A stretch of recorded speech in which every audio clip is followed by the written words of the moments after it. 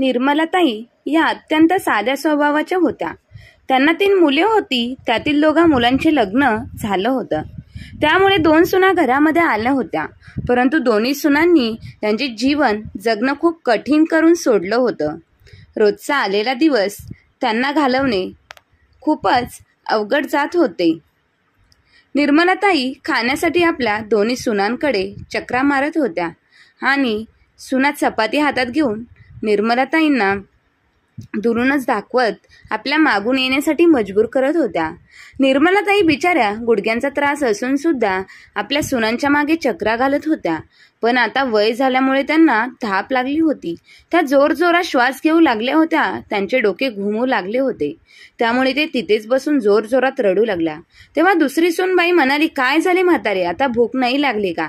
ही घे चपाती, ये. दोन्ही सुना दुरून कुत्र्याप्रमाणे त्यांना चपाती दाखवत निर्लज्जासारख्या हसत होत्या. आपल्या सुनांचे असे वागणे पाहून निर्मलाताईच्या डोळ्यात पाणी आले होते. त्या रडता रडता हात जोडत आपल्या दोन्ही सुनांना म्हणाल्या, एका भुकेलेल्या जीवाची परीक्षा घेऊ नका. त्याला एवढा त्रास देऊ नका. तुम्हाला माझ्यापासून सुटकाच हवी असेल तर मला मारून टाका, परंतु कमीत कमी या अन्नाचा तरी अपमान करू नका. ठीक आहे, मी तुमच्याकडून जेवायला मागणार नाही. तुम्ही माझ्या पेन्शनचे काही पैसे द्या. त्यामुळे मी स्वतःच्या पोटाची व्यवस्था स्वतःच करू शकेन. एवढे ऐकताच मोठी सुनबाई प्रिया रागातच निर्मलाताईजवळ आली आणि पाठीमागून त्यांचे केस पकडत म्हणाली, काय म्हणालीस म्हातारे, पेन्शनचे पैसे? असे म्हणत तिने निर्मलाताईवर हात उचलण्याचा प्रयत्न केला. तेव्हाच त्या सुनेच्या गालावर जोरात थप्पड मारण्याचा आवाज आला आणि त्याने दोन्ही सुनांच्या पायाखालची जमीन सरकून गेली. वहिनी, तुझी एवढी हिंमत कशी झाली माझ्या बिचाऱ्या आईवर हात उचलण्याची? मनोजने आपल्या आईला जमिनीवरून उठवले. तिचे कपडे साफ केले. निर्मलाताईचा सर्वात लहान मुलगा मनोज आपल्या आईला मिठी मारून जोरजोरात रडू लागला. तेवढ्यातच मनोजची दुसरी वहिनी म्हणाली, तुला लाज नाही वाटत का आपल्या मोठ्या वहिनीवर हात उचलताना? अरे, मोठी वहिनी आई समान असते आणि त्याचं मान सन्मानवर तू हात उचलत आहेस. हे संस्कार आहे का तुझ्यावर? असे म्हणतात दुसरी थप्पड सरिताच्या गालावर पडली. कोणत्या संस्कारांची गोष्ट करता तुम्ही वहिनी? जेव्हा तुम्ही दोघी एक वयोवृद्ध आणि बिचाऱ्या आईवर अत्याचार करत होतात तेव्हा तुमचे संस्कार कुठे गेले होते? मनोज, तू काय घरामध्ये तमाशा करत आहेस? आपल्या नवऱ्यांना पाहताच दोन्ही सुना रडण्याचे नाटक करू लागल्या. छोटे मोठे सर्व विसरून तू सर्वांवर हात उचलणार? मोठा दादा म्हणाला. त्यावर मनोज रागातच म्हणाला, खबरदार दादा, जर आज तुम्ही तुमच्या बायकांची साथ दिली तर मी आईसाठी सर्व मर्यादा पार करू शकतो. मनोजच्या रागाचा वाढलेला पारा पाहून दोघे भाऊ शांत झाले. मनोज म्हणाला, दुसऱ्या घरातून आलेल्या आहेत तुमच्या बायका, त्यांचा तर विषयच काढू नका. पण तुम्ही सुद्धा कसे आईची तपस्या आणि तिची वेदना विसरू शकता, जिने एकटीने आपल्या 3 मुलांचं चांगलं शिक्षण देऊन आता एवढ्या मोठ्या उंचीवर नेऊन ठेवलं आहे की आता आपण ताठमानेने जगू शकतो. ही गोष्ट तुम्ही कशी विसरू शकता? आईने आपल्यासाठी किती मोठे त्याग केले आहे. आपली पोट भरावी म्हणून तिने प्रत्येक वेळी किती ठोकरे खाल्ले आहेत. कसे विसरू शकता तुम्ही ती आईची माया, ममता, जिने थंडीच्या दिवसात आपले संरक्षण व्हावे म्हणून घरातील जुनी का होईना परंतु घोंगडी आपल्याला दिली आणि स्वतः मात्र अंगावर नेसलेल्या साडीमध्ये कुडकुडत रात्र काढायची. आणि आज त्याच आईला 2 चपात्यांसाठी कुत्र्याप्रमाणे वहिनींच्या मागे मागे चक्कर माराव्या लागत आहेत आणि त्या दोघी बिचाऱ्या आईची मस्करी करत तिच्यावर हसत होत्या. माफ करा दादा, परंतु तुम्हाला अजून असे वाटत असेल की तुमच्या बायका बरोबर आहे आणि मी चुकीचा आहे तर तुम्ही दोघेही तुमच्या बायकांच्या ताब्यात राहा, पण मी माझ्या आईची देखभाल स्वतः करेन. एवढे बोलून मनोज आणि त्याची बायको निर्मलाताईंना आपल्या रूममध्ये घेऊन गेले. मनोजने आपल्या आईच्या डोळ्यातून अश्रू पुसले आणि तेवढ्यातच प्रतीक्षा आपल्या सासूबाईंसाठी गरमागरम जेवण घेऊन आली. मनोजने आपल्या आईला स्वतःच्या हाताने जेवण भरवले. तेव्हा त्या निर्मलाताईच्या डोळ्यात अश्रू आले. त्या विचार करू लागल्या, तिघेही माझ्याच रक्ताचे आहेत, परंतु त्या दोघांमध्ये आणि मनोजमध्ये किती फरक आहे. मनोज सारखा मुलगा पोटी जन्माला यायला भाग्य लागते. काय मी त्या दोघांसाठी काहीच केलं नाही का? परंतु माझ्या मायेची परतफेड त्यांनी अशी केली. स्वतःच्या आईला एका दाण्यासाठी तडफडत ठेवलेले असा विचार मनात करत निर्मलाताईंनी आपल्या नवऱ्याची आठवण आली. रात्रीचे 12 वाजले होते. आपल्या आयुष्याचे 70 वर्ष पाहिलेल्या निर्मलाताईंच्या डोळ्यामधील झोप गायब झाली होती. ती आपल्या जुन्या आठवणींमध्ये हरवली होती. 30 वर्षाच्या अल्प आयुष्यामध्ये तिच्या नवऱ्याचा आधार निघून गेला होता. लहान लहान 3 मुलांचे पालनपोषण, त्यांना शिक्षण, योग्य शिक्षण आणि संस्कार देऊन समाजामध्ये एक वेगळे स्थान देण्याची जबाबदारी आता निर्मलाताईवर आली होती. निर्मलाताईचा नवरा परशुराम एका सरकारी ऑफिसमध्ये कामाला होते. त्यांच्या जागी नोकरी करून त्या सेवानिवृत्त झाल्या होत्या. जेव्हा निर्मलाताईचा नवरा परशुराम हे जग सोडून गेले होते तेव्हा त्यांचा मोठा मुलगा किशोर फक्त 8 वर्षाचा होता, तर सर्वात छोटा मुलगा मनोज फक्त 2 वर्षाचा होता. अशा परिस्थितीमध्ये सर्व नातेवाईकांनी साथ सोडली होती. परंतु परशुरामरावांनी 15 एकर जमीन होती. त्या सर्व जमिनीची देखभाल त्यांच्या ओळखीच्या मदनरावांना करायला सांगितली होती. कारण मदनराव निर्मलाताईंना बहीण मानत होते. त्यांच्या मदतीने निर्मलाताईंनी सर्व जबाबदाऱ्या पार पाडत असतानाच 30 वर्ष सरकारी नोकरी करून सुद्धा आपल्या नवऱ्याची संपत्ती आणि मुलांची देखभाल याच्यातच आपले संपूर्ण जीवन समर्पित केले होते. निर्मलाताई सेवानिवृत्त झाल्यानंतर त्यांनी आपल्याला जे काही पैसे मिळाले होते ते सर्व आपल्या मुलांमध्ये वाटले होते. कारण त्यांना फक्त आपल्या मुलांनाच खुश असलेले पाहिजे होते. त्यांना जी पेन्शन मिळत होती ती त्यांच्या खर्चासाठी पुरेशी होती. त्यांच्या जीवनामध्ये धन दौलत याचे काहीच मूल्य नव्हते. मुलगा किशोर सरकारी सेवेत अधिकारी होता. दुसऱ्या मुलाचा लाखोंचा पगार होता. मनोज बिचारा एका प्रायव्हेट कंपनीमध्ये नोकरी करत होता. किशोरची बायको राधिका सुरुवातीलाच निर्मलाताईच्या आजूबाजूला राहून त्यांची सेवा करत होती. परंतु निर्मलाताईच्या सेवानिवृत्तीनंतर तिच्याकडे त्यांच्याजवळ राहण्यासाठी वेळच नव्हता. त्यांची दुसरी सून खूपच मॉडर्न स्वभावाची होती. ती स्वतःमध्ये व्यस्त असायची. तिचे आपल्या लोकांविषयी मत नेहमीच नकारात्मक असायचे. निर्मलाताईची आपल्या मुलांच्या आणि सुनांच्या जीवनामध्ये कोणत्याही प्रकारची ढवळाढवळ नव्हती. त्यांना माहीत होते की आजची वेळ बदलली आहे. निर्मलाताईचा स्वर्गीय नवरा परशुराम यांच्या पुण्यतिथीच्या दिवशी निर्मलाताई प्रत्येक वर्षी आपल्या जवळच्या मंदिरामध्ये अन्नदान करत असायच्या. ते करण्यासाठी मदनराव सुद्धा आपल्या बहिणीला सहकार्य करत असत. त्यामध्ये निर्मलाताईची सर्व मुले सहभाग घेत असत. त्या मंदिराचे एक गुपित होते. ते गुपित मदनराव आणि निर्मलाताईंना माहीत होते, पण ते आपल्या मुलांना सांगणार नव्हते. त्यांना असे वाटत होते की योग्य वेळ येईल तेव्हा मी माझ्या मुलांना सांगेन. परंतु आपल्या सुनांचे वागणे त्यांचे मन बदलले होते. एक दिवस किशोरची बायको प्रिया त्याला म्हणाली, अहो ऐकलत का, ह्या म्हातारीचे काहीतरी करा. मला सुद्धा मुलंबाळ आहे. शेवटी एवढी वर्ष मी तर हीच काळजी घेतली आहे. आता तुमच्या आईची जबाबदारी तुमच्या दुसऱ्या भावांमध्ये वाटून द्या. त्यावर किशोर म्हणाला, प्रिया, माझ्या छोट्या भावाचे लग्न होताच तू स्वयंपाकघराची वाटणी केली आहेस. आता आईची सुद्धा वाटणी करतेस. त्यावर प्रिया म्हणाली, ज्याला करावे लागते ना त्याला समजते.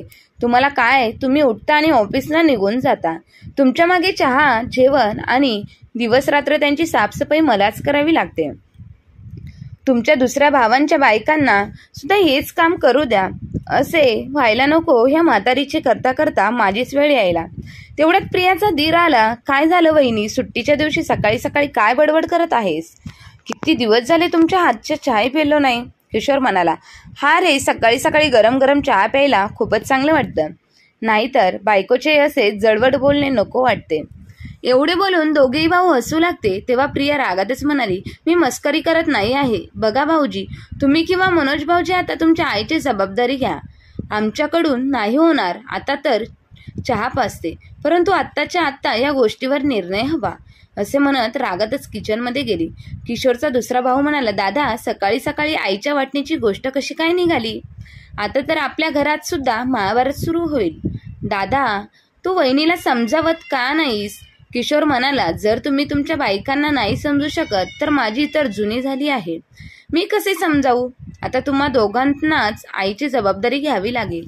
तेवढ्यातच दुसऱ्या मुलाची बायको बबिता आली आणि म्हणाली, दादा, वाईट वाटून घेऊ नका, पण एवढी वर्ष तुम्ही आईची जबाबदारी घेतली आहे का? तुम्ही विसरत आहात. जेव्हा वहिनी या घरात आल्यानंतर लगेच 2 वर्षांनी मी सुद्धा या घरात आले, तेव्हा मी सुद्धा त्यांची काही कामे सेवा केली नाही का? तेव्हा माझ्याकडून तर आता अपेक्षा ठेवू नका. असे म्हणत तिने स्वतःवरची जबाबदारी झटकली. तेव्हा दोघे भाऊ एकमेकांकडे पाहत राहिले. तेव्हा किशोर म्हणाला, आता एकच उपाय आहे. आता मनोज बरोबर बोलावे लागेल. असेही त्याची मुले अजून लहान आहेत. त्याच्यावर कमी जबाबदारी आहे. तो आईला सोबत ठेवू शकतो. दुसरा भाऊ प्रशांतने किशोरच्या बोलण्याला संमती दिली आणि म्हणाला, हा दादा, का नाही, त्याला तर करावेच लागेल आणि तो तर प्रायव्हेट नोकरी करत आहे, त्याला पैसे तर मिळतच असतील. चला मनोजला बोलूया. मनोज बाहेर ये, काही महत्वाचे बोलायचे आहे. तेवढ्यातच त्याची आई निर्मलाताई काठीचा आधार घेत आपल्या मुलांजवळ येऊन बसली आणि म्हणाली, काय गोष्ट आहे बाळांनो, आज तुम्ही एखाद्या जागी बसला आहात, काय कोणती महत्वाची गोष्ट बोलायची आहे का? हो आई, महत्वाचीच गोष्ट आहे, पण तू चिंता करू नकोस, वेळेवर चपाती मिळत राहील, या घरातून मिळेल किंवा दुसऱ्या घरातून.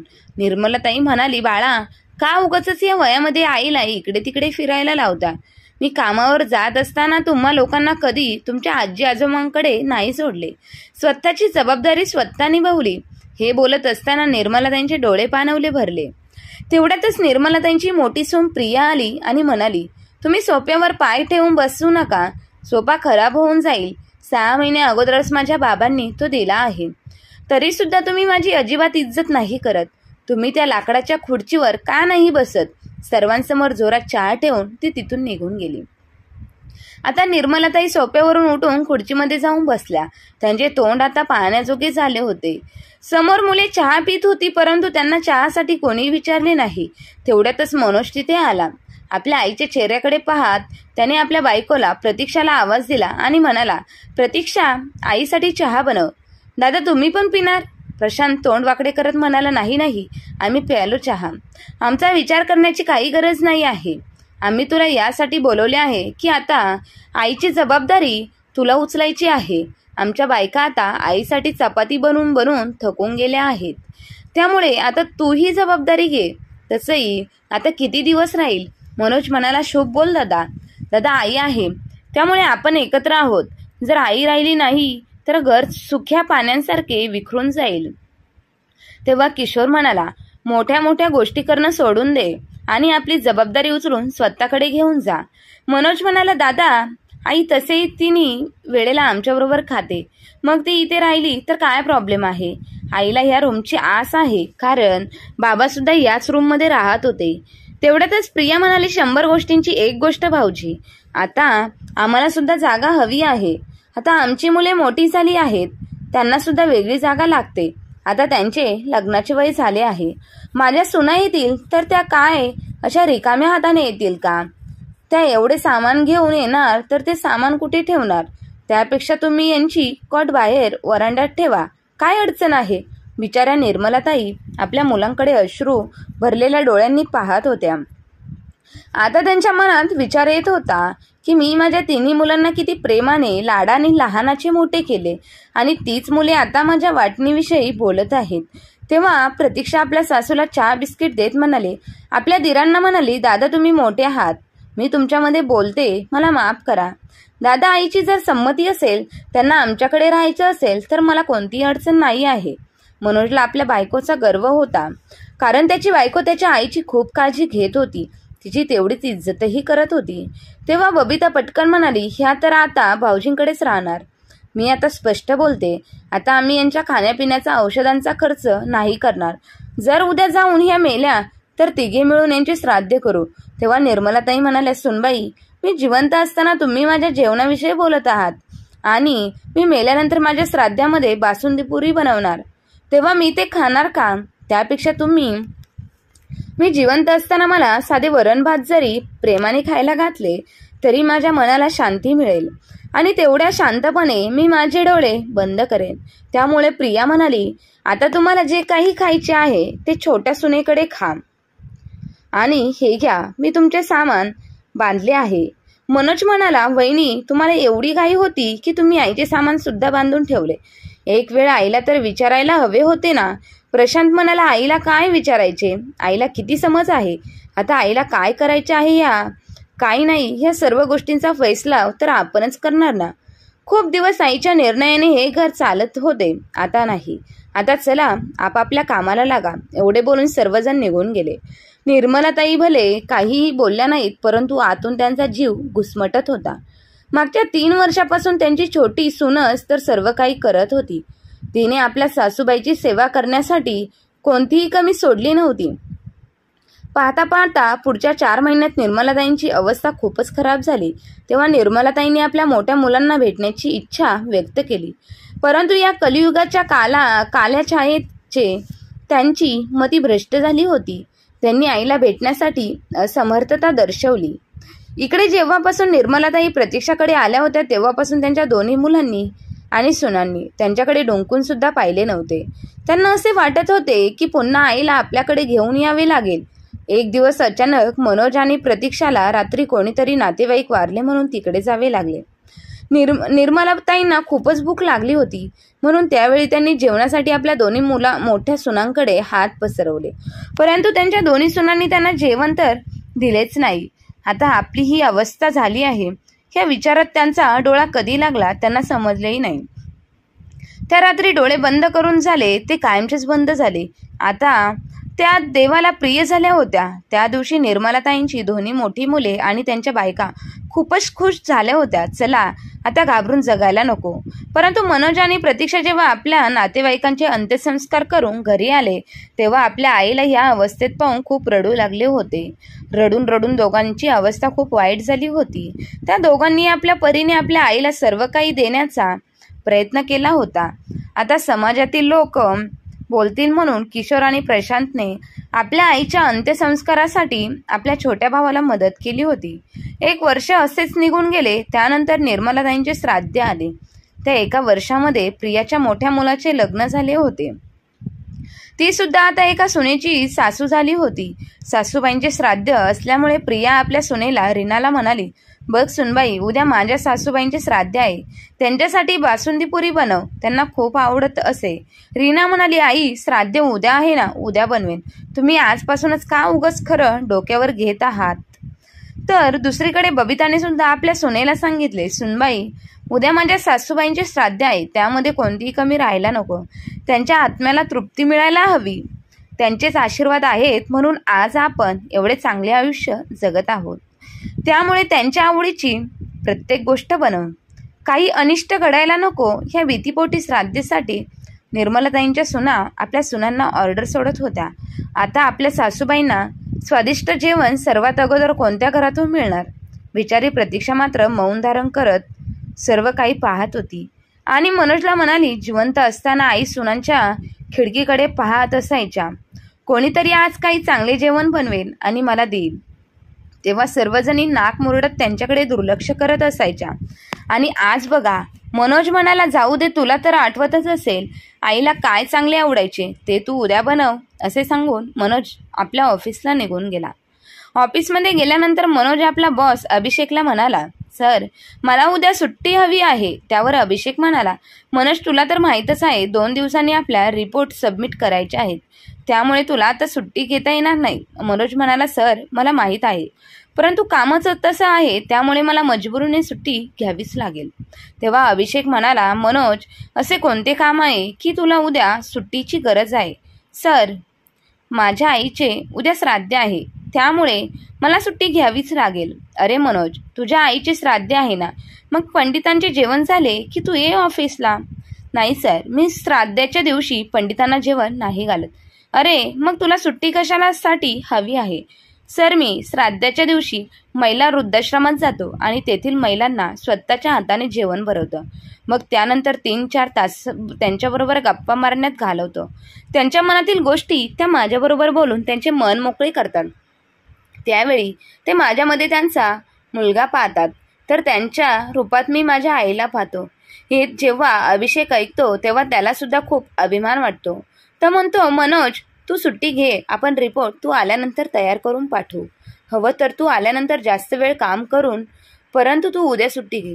दुसऱ्या दिवशी मनोज प्रतीक्षाने जे काही जेवण बनवले होते ते मोठ्या श्रद्धेने आपल्या आईच्या प्रतिमेसमोर ठेवतो आणि आईला नमस्कार करून ते दोघेही नवरा बायको महिला वृद्धाश्रमात जातात. मनोज तिथे गेल्यानंतर तेथील महिलांना आपल्या हाताने जेवण घालतो आणि त्यांच्याबरोबर गप्पा गोष्टी करत असतो. हे दृश्य प्रतीक्षाच्या शेजारी राहणारे लोक पाहतात. तेव्हा त्या लोकांना सुद्धा मनोज आणि प्रतीक्षाचा खूप हेवा वाटतो. त्या दिवशी वृद्धाश्रमातून मनोज आणि प्रतीक्षा घरी येतात, पण त्याच्याच दुसऱ्या दिवशी ते शेजारी काही प्रतिष्ठित माणसांना घेऊन मनोज आणि प्रतीक्षाच्या घरी येऊन त्यांची स्तुती करत असतात. ते किती चांगले काम करतात याची ते प्रशंसा करत असताना प्रतीक्षाच्या दोन्ही जावा हे ऐकत असतात. आपल्या लहान दिराची आणि जावेची होणारी प्रशंसा पाहून त्या दोघांची या पोटात खूप दुखू लागते. मग ते लगेच आपल्या नवऱ्यांचे कान भरवतात की बघा, तुमचा छोटा भाऊ त्या लोकांसमोर आपला मोठेपणा सांगत आहे. ते लोक निघून गेल्यानंतर किशोर आणि प्रशांत दोघेही मनोजच्या रूममध्ये जातात आणि त्याला म्हणतात, जसे काही तूच आईची सेवा केली आहेस असे सगळ्यांना भासवण्याचा प्रयत्न करून स्वतःचे नाव मोठे करण्याचा प्रयत्न करत आहेस. तेव्हा मनोज त्या दोघांनाही समजावण्याचा प्रयत्न करतो की मी असे काहीही करत नाही. तेव्हा प्रशांत म्हणतो, तू आम्हाला मूर्ख समजू नकोस. नक्कीच तू त्या लोकांना सांगितले असणार की आईची सेवा तूच केली आहेस. मग त्यावेळी आम्ही काय गवत कापत होतो. जर तुला स्वतःचीच पाठ थोपटून घ्यायची असेल तर तू तुझ्या राहण्याची व्यवस्था दुसऱ्या कुठेतरी कर. तुला या घरात राहण्याचा अजिबात अधिकार नाही. तेव्हा मनोज म्हणाला, मी आईमुळे शांत होतो आणि तुमचाही आदर करत होतो, परंतु तुम्ही लोकांनी आईला पावलोपावली रडवलीत. तिला तुम्ही रूममधून बाहेर काढले नाही तर तुमच्या हृदयातूनही बाहेर काढलेत. याच दुःखामुळे ती लवकरच हे जग सोडून गेली. नाहीतर आई अजूनही जिवंत असती. तेव्हा प्रशांतची बायको म्हणाली, ठीक आहे, परंतु आता त्या हे जग सोडून गेल्यातच आहे ना, मग आता काय करणार. तुम्हाला तर एकच मुलगा आहे, परंतु आम्हाला 2-2 मुले आहेत. त्यामुळे आम्हाला घराची जास्त गरज आहे. तेव्हा किशोरची बायको म्हणाली, अरे बबिता, मला सुद्धा 2 मुले आहेत, त्यामुळे आम्हाला सुद्धा घराची जास्त गरज आहे. यावर बबिता म्हणाली, असे नाही, जास्तीचा एक रूम तुम्हाला मिळेल आणि एक रूम आम्हाला. तेव्हा प्रतीक्षा म्हणाली, ज्यांनी आपल्या नवऱ्याच्या साथीने हे घर उभारले होते त्या आईंना तुम्ही एक रूम नाही देऊ शकलात आणि आता आमच्या दोन्ही रूम तुम्ही हडप करायला निघालात, पण आम्ही आमच्या रूम का सोडू. तेव्हा किशोर म्हणाला, मनोज, तू तुझ्या बायकोला समजाव. मनोज म्हणाला, मी का समजावू माझ्या बायकोला, तिचा सुद्धा अधिकार आहे. जर आईच्या निर्णयामध्ये तुमच्या बायका बोलू शकतात तर माझी बायको बोलली तर त्यात काय गैर आहे. त्यावर प्रशांत म्हणाला, तू शांतपणे घर खाली कर, तसेही तू या घरात काहीच केले नाहीस. त्यावर मनोज म्हणाला, मी घरातून बाहेर निघालो नाही तर आईप्रमाणे तुला सुद्धा तुझ्या रूममधून बाहेर काढून फेकून देऊ. तेव्हा मनोज आपल्या आईच्या प्रतिमेकडे पाहत म्हणाला, आई मला माफ कर, मी हे करणार नव्हतो, परंतु आता मला करावे लागत आहे. हे बघ दादा, ह्या घरावर माझा सुद्धा अधिकार आहे आणि त्यामुळे माझा सुद्धा ह्या घरात हिस्सा बनतो. त्यामुळे मी माझा हिस्सा नाही सोडू शकत आणि तुम्ही माझ्यावर जबरदस्ती नाही करू शकत. जर मी मनात आणले तर या पूर्ण घरावर कब्जा करू शकतो, परंतु मला तसे नाही करायचे. परंतु आता तुम्हा लोकांची अक्कल जागेवर आणण्यासाठी गरज आहे. त्यावर मनोजचे दोन्ही भाऊ त्याला म्हणाले, अरे जा, तुझ्या अशा पोकळ धमकीला आम्ही नाही घाबरत. तू काय आमचे करणार. तेव्हा मनोज शांतपणे कपाटातून एक कागद काढतो आणि आपल्या दोन्ही भावांसमोर धरून म्हणतो, आई मरणाच्या 15 दिवस अगोदर एक चिठ्ठी लिहून ठेवून गेली आहे. त्यामध्ये तिने स्पष्ट लिहिले आहे की मला माझ्या मोठ्या दोन्ही मुलांनी खूप त्रास दिला आहे, त्यामुळे त्यांना त्यांच्या पापाची शिक्षा मिळायलाच हवी. मी त्यांना कधीही माफ करणार नाही. मनोज बाळा, तुझ्याबरोबर सुद्धा ते लोक असेच वागले तर तू त्यांना कधीच माफ करू नकोस. प्रतीक्षा आपल्या नवऱ्याच्या हातातील कागद पाहत होती. खरंच त्या कागदावर तिच्या सासूबाईंनी आपल्या अक्षरांमध्ये सर्व गोष्टी लिहून ठेवल्या होत्या. किशोर आणि प्रशांतने जेव्हा आपल्या आईची चिठ्ठी वाचली तेव्हा त्यांच्या सुद्धा पायाखालची जमीन सरकली. मग ते तिघेही भाऊ त्या मंदिरातील मदन काकांकडे गेले, कारण त्यांना माहीत होते की मदन काका आपल्या आईचे भाऊ आहेत. जरी आईचे सख्खे भाऊ नसले तरी त्यांनी निर्मलाताईंना आपली बहीणच मानले होते. जेव्हा तिघेही भाऊ मंदिरात मदन काकांकडे गेले तेव्हा त्यांनी मंदिरातील गुपित त्यांना सांगितले. त्या मंदिरामध्ये त्यांच्या आईने त्यांच्या सर्व जमिनीचे कागद दडून ठेवले होते आणि त्यामध्ये मृत्यूपत्र सुद्धा लिहून ठेवले होते. त्याच्यातच ठळक अक्षरात आपला वारसदार म्हणून मनोजचे नाव लिहिले होते.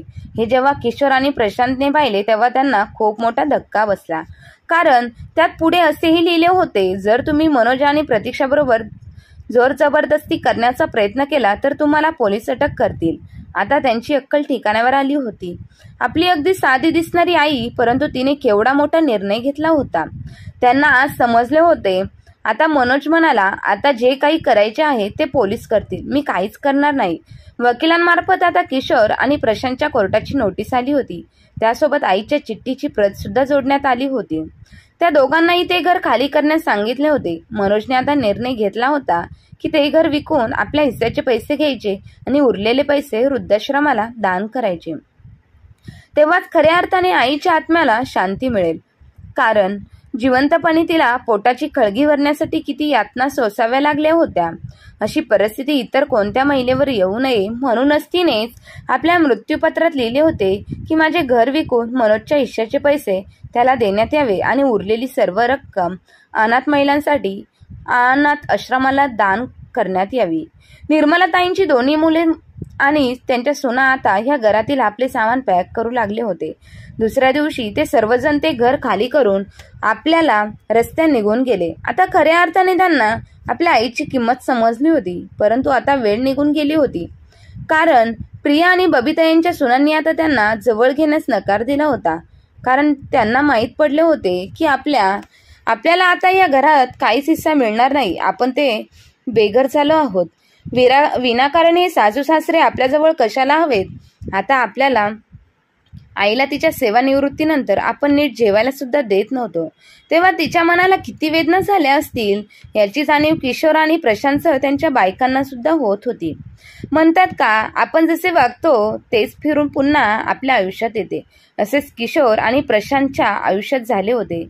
मित्र आणि मैत्रिणींनो, तुम्हाला जर काही गोष्ट आवडली असेल तर गोष्टीला लाईक करा, शेअर करा आणि गोष्ट कशी वाटली हे आम्हाला कमेंट करून नक्की कळवा. धन्यवाद.